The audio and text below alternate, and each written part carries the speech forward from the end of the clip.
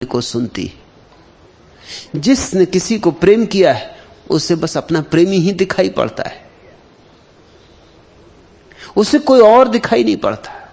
और जिसने राम को प्रेम किया उसे राम ही दिखाई पड़ता है, कोई और दिखाई नहीं पड़ता। ये सारा जगत राम में हो जाता है।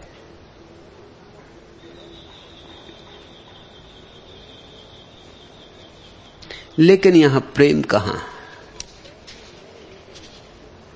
प्रेम के नाम से तो न मालूम क्या क्या चल रहा है। फौज में नए रंगरूटों की भर्ती चल रही थी। कप्तान ने चंदूलाल का चुनाव करते हुए कहा, चंदूलाल, और सब बातें तो तुम्हारे बारे में ठीक है, तुम्हारा चरित्र बिल्कुल चांद की तरह उज्जवल, तुम्हारा स्वास्थ्य भी ठीक है, लेकिन क्या तुमने कोई वीरता का काम भी कभी किया है? चंदूलाल बोले, हां हुजूर, किया है। मैं 3 साल तक शादीशुदा रह चुका हूं।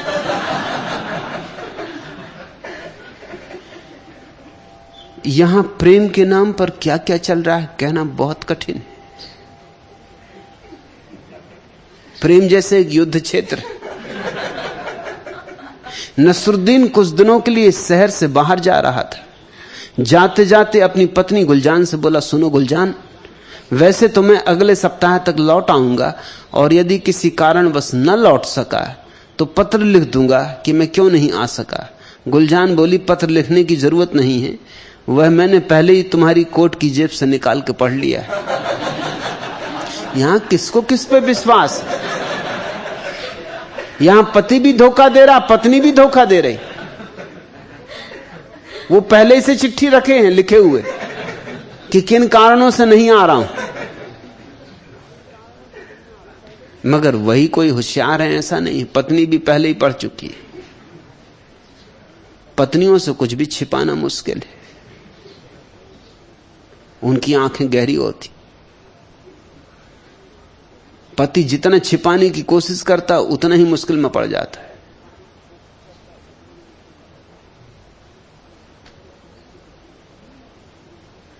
एक रात मुल्ला नसरुद्दीन की पत्नी ने सुना कि मुल्ला जोर जोर से कह रहा, कमला कमला, नींद में। पत्नियां नींद में भी नहीं छोड़ती पीछा, नींद में भी सुनती हैं कि पति क्या कह रहा है। उसी वक्त हिला के उठाया, कहा कि क्या कमला कमला रखा, ये कमला कौन? एक क्षण तो मुल्ला झिझका, एकदम नींद से उठा था, कुछ समझ में भी नहीं आया। फिर होश आया, उसने कहा, कमला कोई नहीं, ये घोड़ी का नाम। तू तो जानती है कि मुझे रेस कोर्स में रस है, और इस घोड़ी पे मैंने दांव लगाया हुआ है।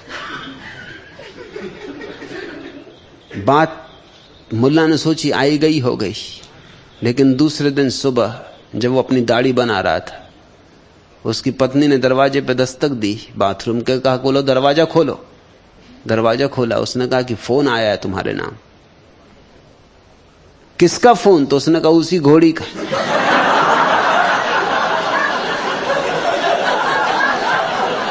पत्नियों से बचा नहीं सकते। वो घोड़ी कह रही कि प्लाजा टाकीज में शाम को 6 बजे मिलना।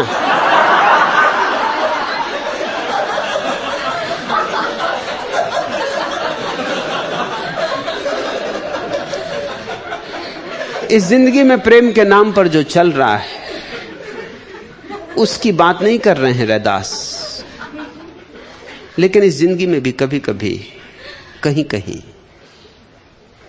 वैसे अनुभव भी लोगों को हो जाते। दुर्भाग्यपूर्ण है कि बहुत लोगों को नहीं ऐसा अनुभव हो पाता जिसको प्रेम कहें। होना चाहिए सभी को। हम समाज ऐसा बेहुदा बनाए हैं कि नहीं हो पाता। हमने प्रेम के ऊपर इतनी शर्तें लाद दी हैं कि प्रेम मर गया है। हमने प्रेम को इतना बोझ दे दिया है कि प्रेम नहीं सह पाता, टूट गया। प्रेम बहुत नाजुक है।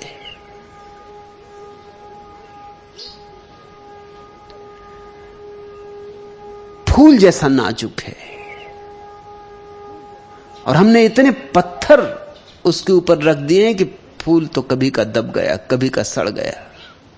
लेकिन कभी कभी इस जीवन में भी प्रेम के दर्शन होते हैं। कभी दो व्यक्तियों के बीच ऐसा प्रेम घटता है जिस प्रेम में आकाश की सुगंध होती, जिस प्रेम में तारों की रोशनी होती, जिस प्रेम में दूर की ध्वनि होती, जिस प्रेम में हृदय का संगीत होता है। ये वचन उन्हीं के लिए सार्थक हो सकते हैं, वही समझ सकेंगे। सह की सार सुहागिन जाने, तज अभिमान सुख रलिया माने, तन मनु दे न सुने अंतर राखे, अवरा देखी न सुने न माखे। उसे दूसरा दिखाई ही नहीं पड़ता। सोकत जाने पीर पर आई, जाके अंतर दर्द न पाई। और वही जान सकता है दूसरे के पीर को, दूसरे की पीड़ा को, जिसने दर्द को जाना हो, जिसने प्रेम को जाना हो, वही प्रेम के इन शब्दों को समझ सकेगा। प्रेम करो, पत्नी से, बच्चे से, मित्र से, जहां कहीं अवसर मिल सकता हो प्रेम का, वहीं प्रेम के पौधे को सींचो, क्योंकि प्रेम का पौधा ही एक दिन तुम्हें प्रार्थना तक ले जाएगा, और कोई उपाय नहीं है। दुखी दुहागिन दुई पखहीनी, जिन नाह निरंतर भगति न कीनी। अभागे हैं वो जिन्होंने भक्ति को नहीं जाना। लेकिन भक्ति को जानोगे कैसे? प्रेम का ही अंतिम आत्यंतिक रूप है भक्ति। प्रेम ही नहीं जाना।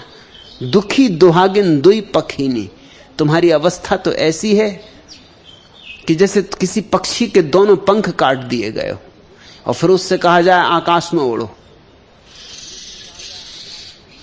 मेरा प्रयास यहां यही है कि तुम्हें पहले प्रेम सिखाऊं, इसलिए परमात्मा की क्या तुमसे बात करूं, कैसे बात करूं, पहले तुम्हें प्रेम सिखाऊं, फिर तुम प्रार्थना में उतर सकोगे। और प्रार्थना में उतरोगे तो एक दिन परमात्मा को पा सकोगे। आबा से शुरू करना पड़ रहा है, और सदियों सदियों का कचरा जम गया है तुम्हारे दर्पण पर, और न मालूम किस किस चीज को तुमने प्रेम समझ रखा है, और न मालूम किन औपचारिकताओं को तुमने प्रार्थना मान लिया है, और मंदिर में पत्थर की मूर्तियां रख ली और उनको तुमने भगवान मान लिया। तुमने सब झूठा कर डाला। तुम्हारे दोनों पंख कट गए। अब तुम आकाश में उड़ नहीं पाते, और उड़ ना सको तो कैसे आकाश का भरोसा है, उड़ ना सको तो कैसे मानो कि आकाश है। राम प्रीति का पंथ दुहेला, कठिन है रास्ता राम प्रीति का। साधारण प्रीति का रास्ता भी कुछ कम कठिन नहीं। सबसे बड़ी कठिनाई तो यह कि अपने को मिटाना पड़ता है, अपने को डुबाना पड़ता है। और तुम तो प्रेम में भी एक दूसरे पर कब्जा करने की कोशिश करते हो। पति पत्नी पे कब्जा करने की कोशिश कर रहा है, पत्नी पति पे कब्जा करने की कोशिश कर रहा है। वहां भी पूरा संघर्ष चल रहा है, राजनीति चल रही, खींचातान चल रही।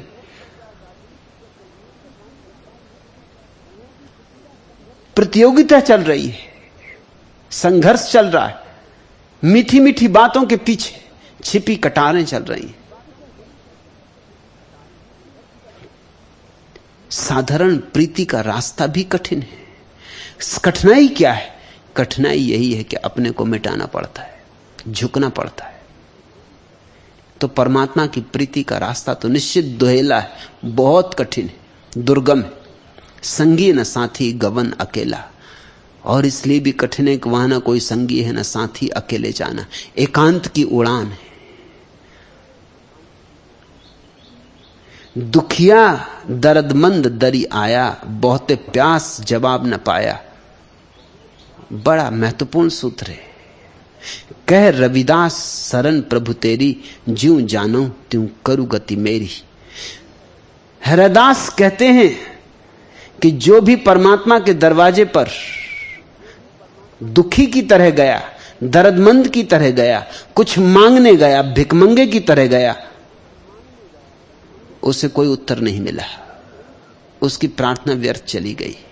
बहुत प्यास जवाब न पाया, चाहे कितनी उसकी प्यास हो, उसको जवाब नहीं मिलेगा, क्योंकि अभी भी वो परमात्मा से अपना ही काम लेना चाहता, अभी अहंकार मिटा नहीं। अहंकार परमात्मा का भी शोषण करना चाहता। वो कहता है ऐसा करो मेरे लिए, मैं कहता हूं ऐसा करो। वो अभी भी परमात्मा पर समर्पित नहीं। वो ये नहीं कहता कि जो तेरी मर्जी। कह रविदास शरण प्रभु तेरी। रविदास ने कहा हमने तो ऐसे पाया, हमने कैसे पाया वो हम बताए देते हैं।